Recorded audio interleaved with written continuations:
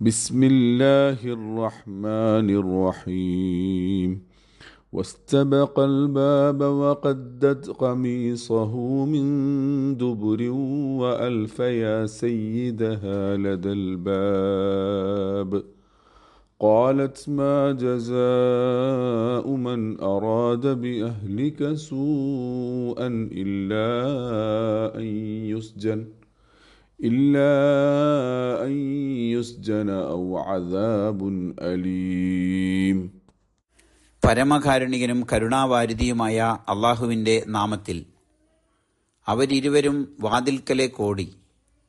അവൾ പിന്നിൽ നിന്ന് അദ്ദേഹത്തിൻ്റെ കുപ്പായം വലിച്ചു കീറി. വാതിൽക്കൽ അവളുടെ ഭർത്താവിനെ ഇരുവരും കണ്ടുമുട്ടി. അവൾ പറഞ്ഞു, നിങ്ങളുടെ ഭാര്യയുടെ നേരെ അരുതായ്മ ആഗ്രഹിച്ച ഇയാൾക്കുള്ള ശിക്ഷ എന്താണ്?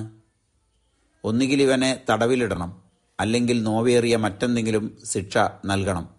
സൂറ യൂസഫ് ആയത്ത് നമ്പർ 25.